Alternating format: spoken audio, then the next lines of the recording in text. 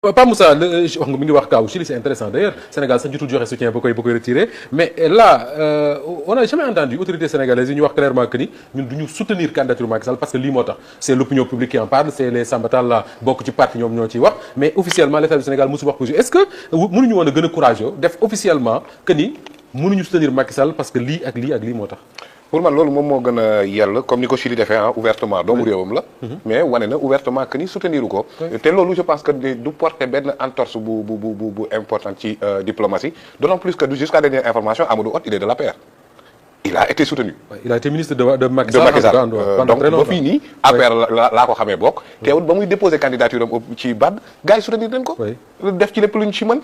teg ci Macky Sall lu ñu koy reprocher ñun moom reprocher de ko ñeneen ñoo xamante ne ñu ngi doon aspirer à des fonctions au niveau international. ah oui moom Macky Sall le commissaire Arouna Sy. vous vous rappelez. commissaire Arouna Sy bi mu ba Nations Unies justement c'est les Alioune Tine et consorts là ñoom ñoo bindoon Nations Unies pour ñu. voilà réewam à l'époque jàppale wu ko. donc kon.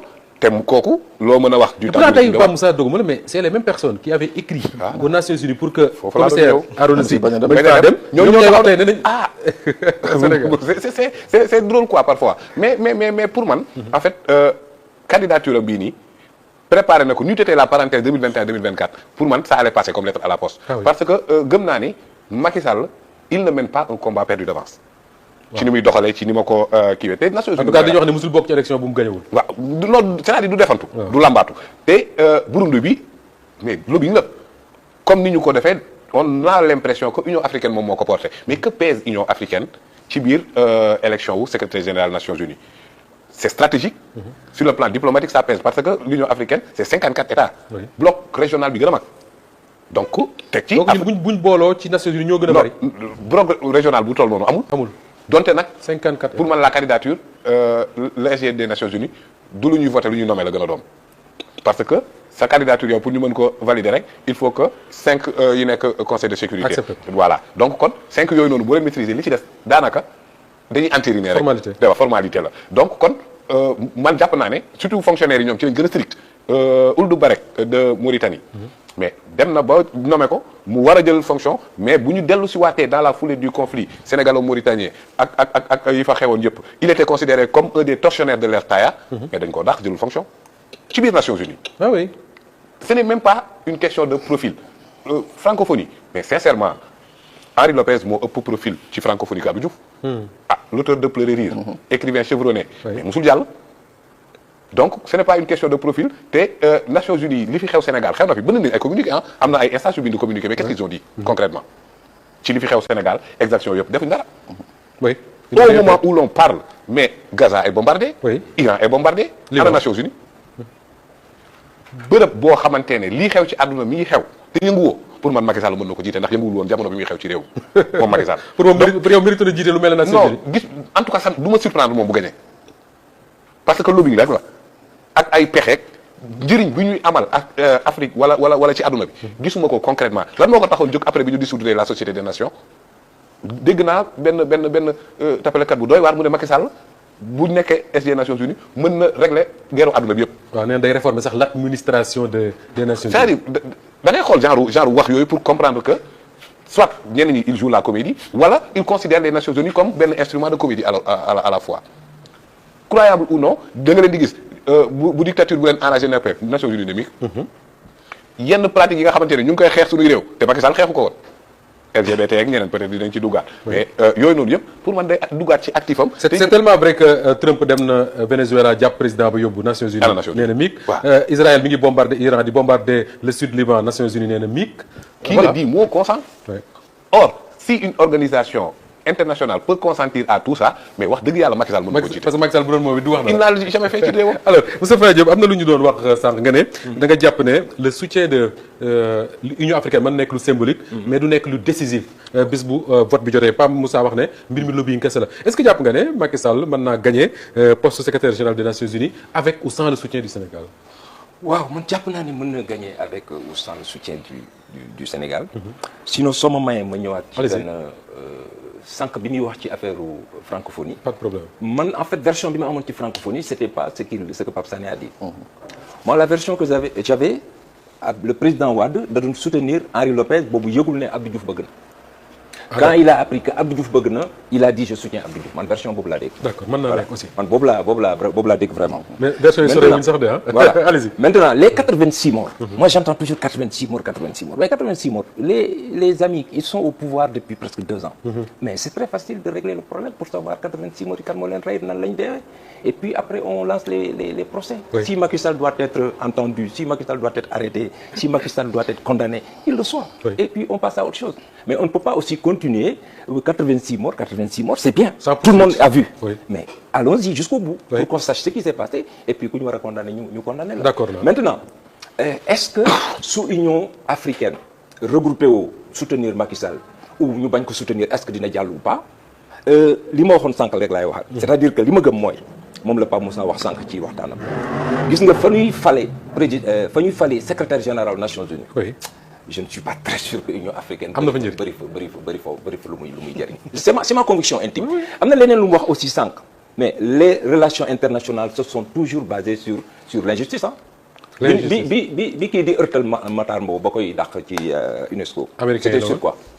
c'était sur jaay doole. dëgg donc la. les relations internationales musul tege ci affaire u règle ak yooyu affaire u maa ëpp doole. le droit international pour yow ça n'existe pas. voilà c'est pas plus jaayante doole compliqué la. que ça. Quand Trump est parti prendre Maduro. ci lan la ko teg ci doole. oui.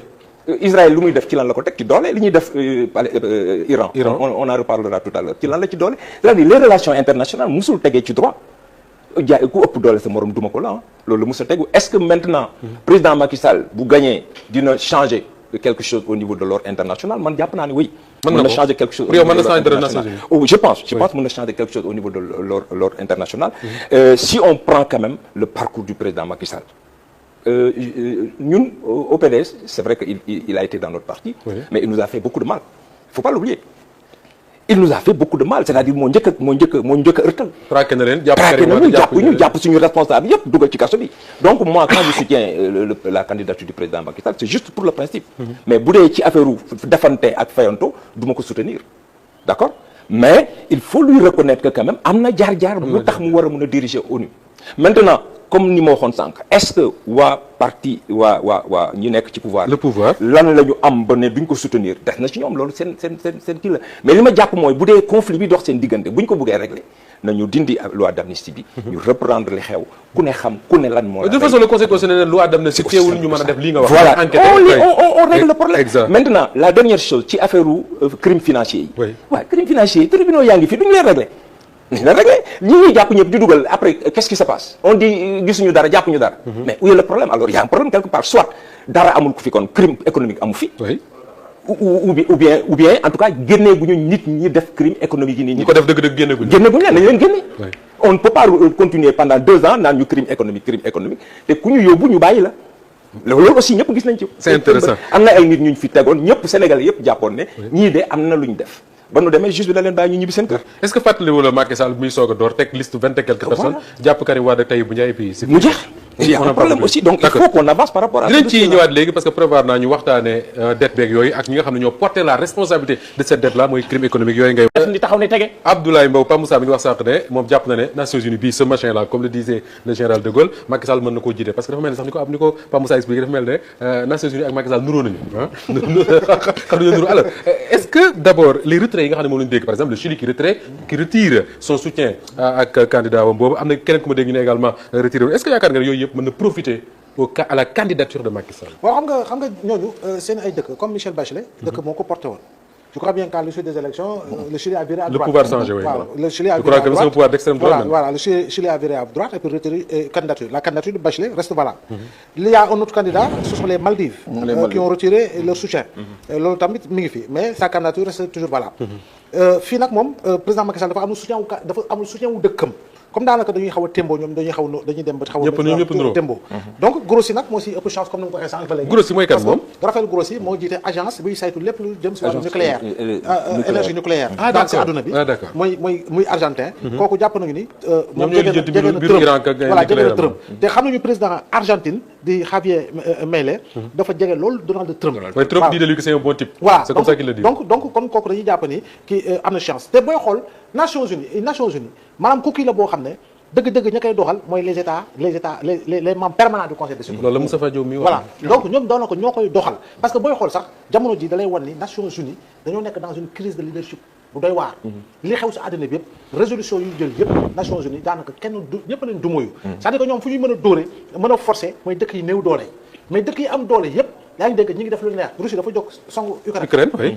Nations Unies lu mu si def France la Chine dafay def ay manœuvres militaires autour de Taïwan lan si da koy annexé États-Unis dem waaw kii tërëm en Afrique gis nga la guerre au Soudan des centaines de civils qui sont tués quotidiennement Nations Unies la si def dara ni ñu koy waxatee sax bureau yi nga xam ne ñooy yore wàllu réfugié wàllu nangam lu ñu bindul. Abdoulaye, est-ce que ba léegi sax Nations Unies mi ngi yónnee ay forces d'intervention parce que du temps de Diouf par exemple il y a beaucoup de soldats sénégalais yu ñu daan yónni ñu dem def ay diriger ay forces d'intervention mais maintenant mel c'est devenu très rare. MINUSMA mi ngi nii Liban bii rek y a des forces. waaw Liban y a des forces de Nations Unies dégg naa ay Gandais je pense Congo et tout ça ay policiers sénégalais ñi ngi fi ñi ngi fi ñi ngi Mali ñi ngi Congo et cetera et cetera. pour wane ni juste en réalité Nations Unies même si elle s'est substituée à la Société des Nations pour reprendre Pape Moussa je dis que Nations Unies dafa mës a taxaw fii rek mais li muy liggéey li muy def boo koy xool mooy jàppale ay réfugiés jàppale ay nit yu feebar jàppale ay nangam defe naa mission boobu sax la nation gën a wóor mais tey secrétaire général des Nations Unies par rapport ak àddina bi fi mu toll et je le rappelais il y a à peu près 8 ans ou 10 ans quand le président Xi Jinping disait à son armée préparez-vous à la guerre préparez-vous à la guerre tey jii nga xool àdduna nu muy yëngoo. tey jii dëgg baatu Afrique lan lay doon au niveau des Nations Unies. intéressant baatu Afrique lan lay doon au niveau des Nations Unies. baatu Afrique lan lay représenter au niveau des Nations Unies. ce sont des questions que nous devons nous poser mais tey jii ñiy candidat surtout li nga xam ne mooy suñu ancien président mais waxuma sax mu wax Iran wala Beyrouth wala nangam mais ce qu'il se passe en Afrique. Oui. actuellement avec la présence djihadiste sa position c'est quoi. doon na am solo sur le plan de la diplomatie. aujourd'hui te bul fàtte Pape Sané ñoo fi nekkoon. yàggul tuuti ba waroon songu Niger. Pape Moustapha. fàttewuñu ko bërki démb la. tey loolu tamit dafa nekk photographe ñoo fi def blocus économique contre le Mali. loolu tamit dafa nekk mbir bu doy waar. quelle est la position également par rapport au Soudan. entre deux généraux qui s'entretuent et qui tuent véritablement des civils. Oui. Quelle est aujourd'hui la position au niveau du Tigré en Éthiopie. c'est ça autant de questions sur le plan diplomatique yoo xam ne c'est-à-dire que leadership bi nga si war a mën a incarner je pense que doon na am solo itamit parce que nekk candidat oui le parcours on va le rappeler comme l'a dit Moustapha nekk na li wax nga ko il a été président. Oui. au même titre que Bachelet ñeneen ñi c'est des fonctionnaires internationaux yoo xam ne ràññee na leen bu baax si àddina bi. mais je pense que tey nii pour véritablement dina neex ñu ne africain mi ngi à la tête des Nations Unies. mais ce sera très difficile parce que aujourd'hui ñu bëgg ñu bañ dañoo am mag bu xamante bu nekk bu am doole si àddina bi mag bu xamante la ñu am. bu dëgër bopp. waaw bu dëgër bopp qui a son conseil de la paix. waaw. ki ko créé yooyu. qui a créé son conseil de la voilà paix. nga xam ne moom faalewul Afrique Trump mun na def bu defoon 4 mandats si bopp États-Unis du teg tànkam Afrique. li jëntu ko sax. c'est-à-dire que bokkul sax si ay kiiwam ay calculam leneen li mooy li mu bëggoon def à la Tanzanie je pense bien. Zambie wax na leen ne Zambie nañ ko jox pour mu dimbali leen xaw ma tabaxal leen ay hôpitaux ñooñu am nañu ful tontu ko. donc moom bu tourné si Afrique rek c'est par rapport aux terres rares. Trump j'ai l'impression que Afrique du Sud rek ñoo ko lijjanti. ñoom bu waxee ñu c'est par rapport aux terres rares en Afrique. donc yooyu yëpp tamit il faut qu'on en tienne compte. D'accord. Aujourd'hui je pense que adduna bi yëngu na yëngoo xam ne. le futur secrétaire général des Nations Unies. ñu baal ma si kaddu gi de doo xam Macky la wala kii Bachelet la wala keneen. ce sera un secrétaire général. xam nga aujourd'hui on a Guterres. c'est une marionnette.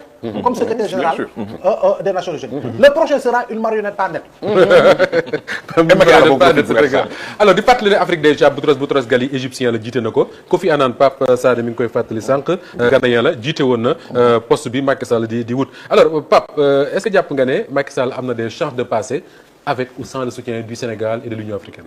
waaw tout à fait boo xoolee géopolitique mondiale bi ni muy doxee actuellement les grandes puissances yi nga xam ne ñoom ñoo gérer le conseil de sécurité ñoom seen intérêt tey ci kii war a jiite mooy ni ko Abdoulaye waxee benn bouton bi nga xam ne. benn marionnette bi nga pas net en plus. waaw mun na leen servir en fait c'est là où je suis d'accord avec Moustapha effectivement dans le concert des nations boo xoolee les puissances ñoom.